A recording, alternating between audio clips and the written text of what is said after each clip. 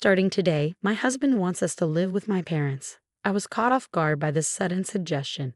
We just said goodbye to my father, who recently passed away after being sick for a long time. Despite the sadness of the funeral still lingering, my husband packed up and left our house. He said we're moving to a villa my father left me. When we got there, my in-laws were already settled in. My name's Natalie, I'm 33, and I'm a designer who's just started living on my own. I've been living with Justin for 3 years now since we got married. My career as a designer is flourishing and I'm known in my field. I earned well enough to have the apartment under my name. Sadly, my mother passed away during my college years, and last year, my father was diagnosed with cancer. Despite his brave fight, the disease progressed, and the doctors warned us to prepare for the worst. My father has always been there for me, especially since I started working. He's been a constant support and a vital part of my life.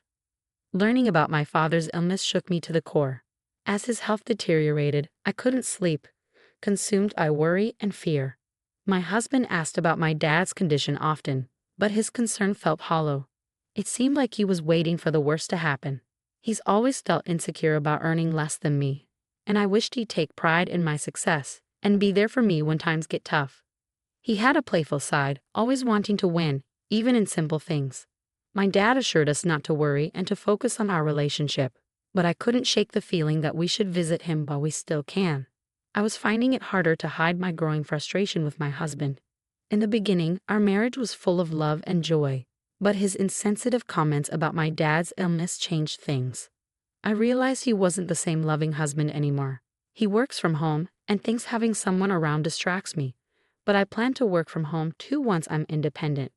I decided to rent a small office and commute, making it easier for me to visit the hospital. Meanwhile, my husband stayed home, leaving all the household chores for me to handle. Juggling work, taking care of my father, and coming home exhausted, I often found a mess waiting for me, with dishes left unwashed. It was clear he only thought of himself, disregarding my feelings. Living with him made me realize how little he understood me, leaving me feeling deeply lonely. Then my father passed away. We had already sold our family home as we had discussed with him. As I busied myself with funeral arrangements, my husband seemed distant, more focused on phone calls or disappearing altogether. I pleaded with Justin to help me during this difficult time, but his phone interrupted our conversation. When he finally hung up, he brushed off my request, claiming he was busy with work calls. My frustration with him grew, especially amidst the turmoil of losing my father. His demeanor had turned colder, leaving me feeling even sadder. On the day of the funeral, Justin spent a long time chatting with his parents, leaving me feeling alone among the attendees. Despite the tension, the funeral proceeded smoothly, and we were able to wrap up the proceedings without any major issues. Out of the blue, my husband suggested we move in with his parents, as if it were the most natural thing to do. He even joked about divorce if I disagreed. I couldn't believe how casually he said it, especially considering the recent loss of my father. Fueled by grief and frustration, I retorted, "Live with them where? We don't even have a spare room here." In truth, one room in our apartment served as my husband's workspace, filled with his work stuff. Despite us not having kids, he used the space as if it were his own personal domain. "It's the villa you inherited," he said with a grin. I was taken aback. While we'd sold the family home, the villa held special memories of my father and me. I was determined to keep it that way. But my husband didn't seem to care about my feelings and kept pushing his own agenda. Living in that villa would be tough, I tried to explain, but he brushed it off. His parents had already made plans to move there, likely arranged during the funeral. With its spaciousness and peaceful setting, it was probably an appealing choice for them. Their move was already in motion, leaving no room for me to object. Every time I tried to speak up, my husband's disapproval was evident. "You're always thinking about yourself. Your constant absence because of your father's illness and emergencies has taken a toll on me. Do you even realize how much I've had to endure because of your obsession with your father?" His words were harsh, plunging my world into darkness. "Now that your father is gone, you need to listen to me." His year-long struggle was too much to bear. His callous remarks cut deep, leaving me in disbelief. I didn't want to accept that this was who my husband truly was, but it was clear he had little regard for my father or me. I couldn't shake the memory of my father's pain during his final days in the hospital. My father wouldn't have wanted me to just follow my husband's orders, leaving me behind. And he certainly wouldn't have wanted me to abandon my own feelings. In that moment, any love I had for my husband seemed to disappear. I couldn't shake the feeling of bitterness knowing he was excited about the villa while I was still mourning my father's death. Despite my emotions, I tried to warn him. Living in a villa might not turn out as you expect. I highly doubt that, was his response. With that, I had to accept his decision. I packed only the essentials and left our home. My husband looked puzzled at my sparse belongings, but I simply told him, I'll come back for the rest later. I couldn't bear to exchange any more words with him. It was painful to see the faces of my in-laws, who I imagined were eagerly awaiting my father's death and were now happily moving into the villa. I followed my husband in silence, unable to bear the thought of my cherished place being taken over by his desires.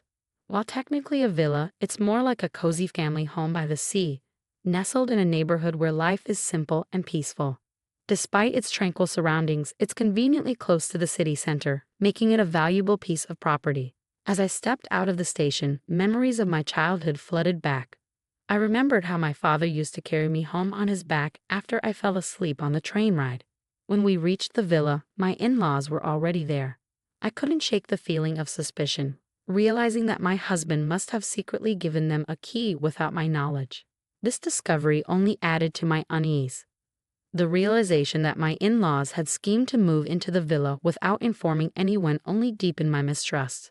As I looked around, I could see the excitement in their eyes as they envisioned their future in this home.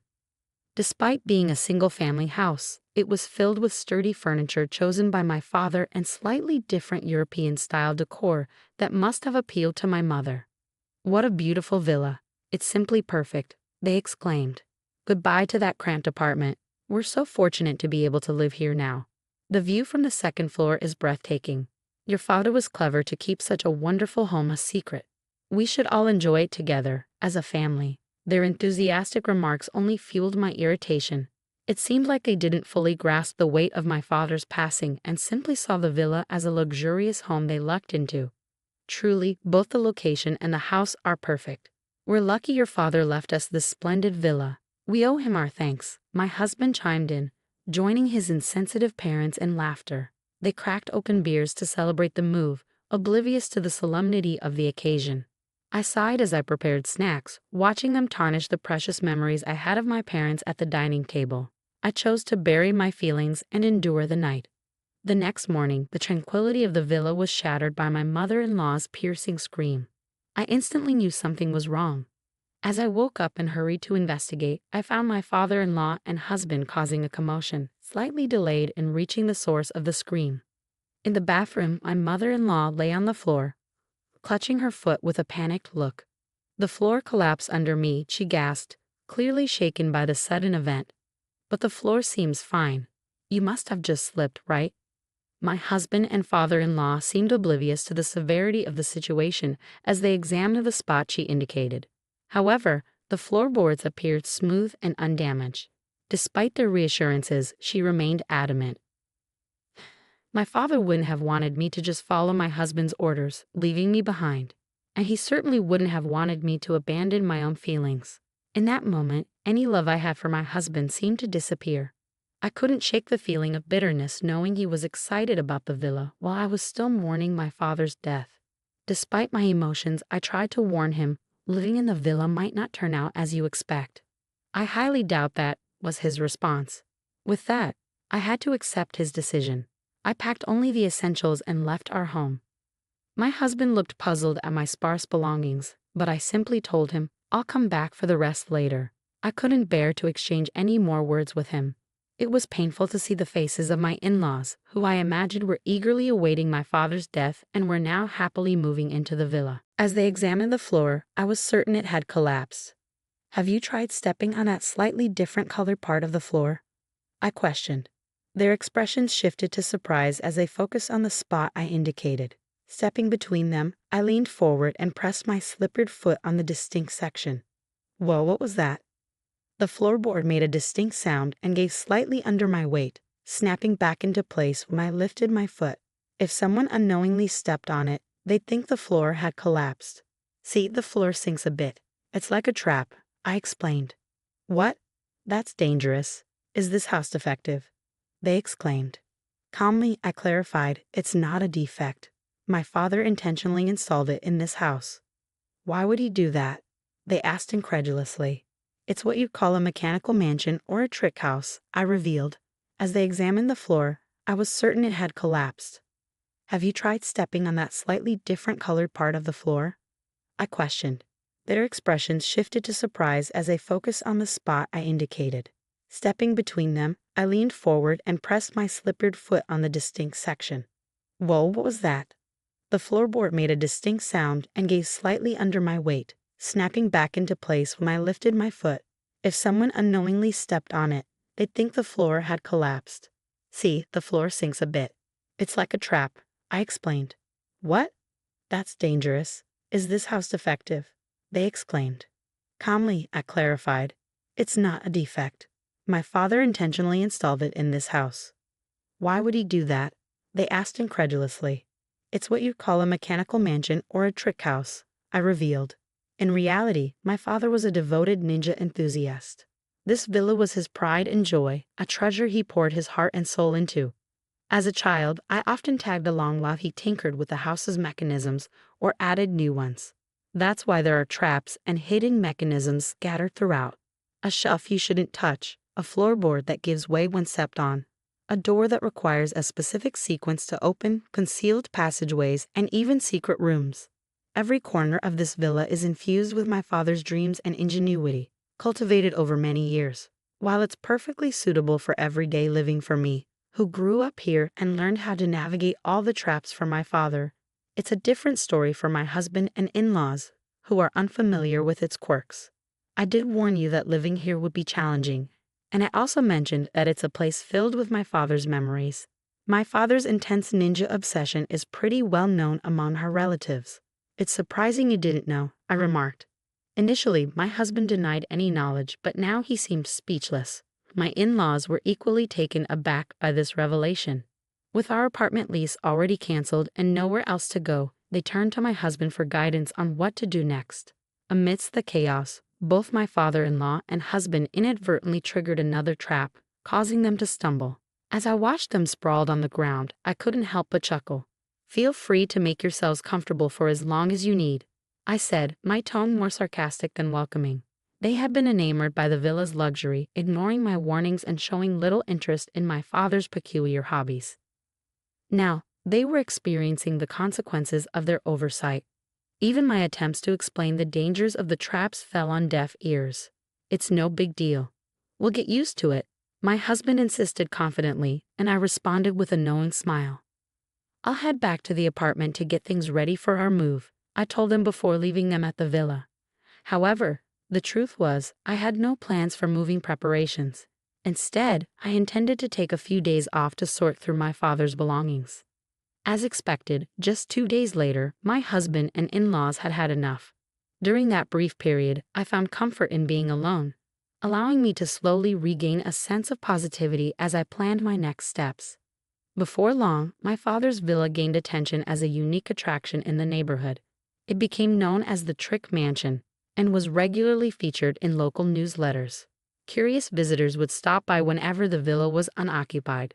Looking back, I remembered strangers touring the villa and local children playing nearby, making it a vibrant spot in the community. My father had listed both the villas and our old home's phone numbers in the newsletters. However, with the family home sold, any inquiries would now come to the villa's number. Thanks to my upbringing, I was able to handle calls from foreign visitors as I was proficient in foreign languages. However, my husband and in-laws struggled with foreign languages. In addition to the stress of navigating the villa's traps, they were overwhelmed by unexpected visitors and foreign language calls. Exhausted and sleep-deprived, they retreated to the apartment. Why don't we all just live here together? My husband suggested. After eagerly awaiting my father's passing to claim the villa, they were ready to give it up after just 2 days. Instead of offering them tea, I handed my husband divorce papers that I had already prepared and signed.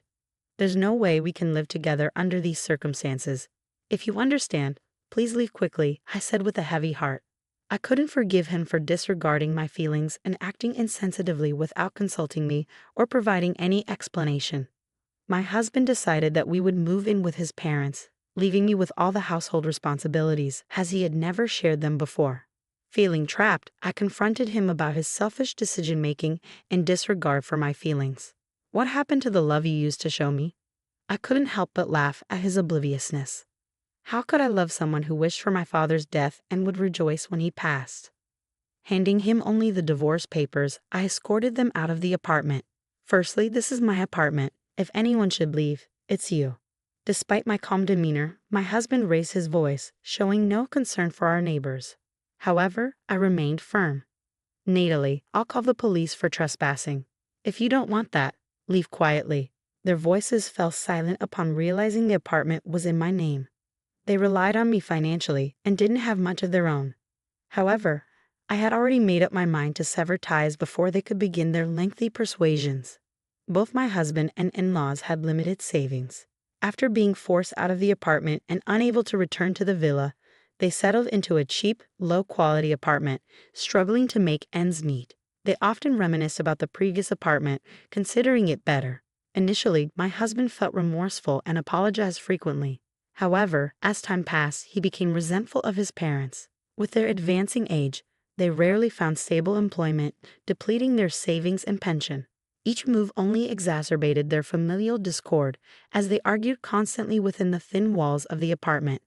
Despite receiving noise complaints, they refused to apologize and instead retaliated, leading to strained relationships with their neighbors. They may soon need to search for another place to live. While my husband used to enjoy working from home, the current apartment lacked the luxury of a dedicated workspace. Struggling to focus on his work, his professional standing and sales took a nosedive. Now he barely makes ends meet with a late-night job at a convenience store and may need to take on multiple part-time gigs to survive. His in-laws regretted allowing their son to dictate their decisions, blaming him for their predicament during their frequent arguments. If only you had been more responsible, we wouldn't be in this mess. You should have double-checked everything. Don't pin the blame on me. She's the one who kept things hidden, they argued. I remained silent as they continued their accusations. If only you had communicated better with your father, none of this would have happened. I never imagined we'd end up like this because of our son, they lamented. Yet they had always harbored hopes of inheriting the villa and were elated when my father passed away. I'll never forget that. Following the divorce, I made significant progress in my career as a designer. To cope with my father's passing and these turbulent events, I incorporated ninja elements into my designs, sharing them on social media platforms.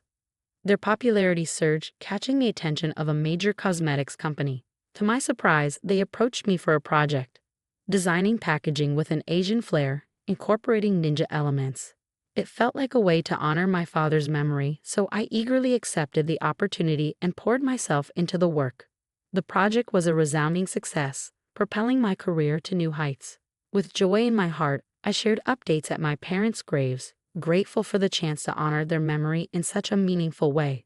I chose to keep the mechanical house, preserving it as a special place brimming with memories of my father. I began organizing tours and transformed it into a space where both tourists and local children could enjoy themselves free of charge. Soon, the house gained significant media attention, providing much-needed income to cover ongoing expenses. Additionally, online articles about the house were translated into foreign languages, garnering support from international fans. Some of the donations even came from elderly individuals who shared my father's passion for ninjas. I'm committed to maintaining this enchanting place for years to come. Meanwhile, the mechanical house remains a lively center of activity, especially beloved by local children. Is this the famous mechanical house? Where are the surprises? Show us. With the help of dedicated local volunteers, precautions are taken to ensure the children can play safely. Foreign tourists are often amazed by features like the hidden floorboard doors. Wow, this is incredible. I'm so touched to experience such a unique place. What other surprises await? Despite losing my father and going through a divorce over the villa's inheritance, I believe the gains have outweighed the losses. The villa has evolved into a treasure trove of memories shared with loved ones. Through it all, I've experienced personal growth, embracing the future with renewed optimism and hope.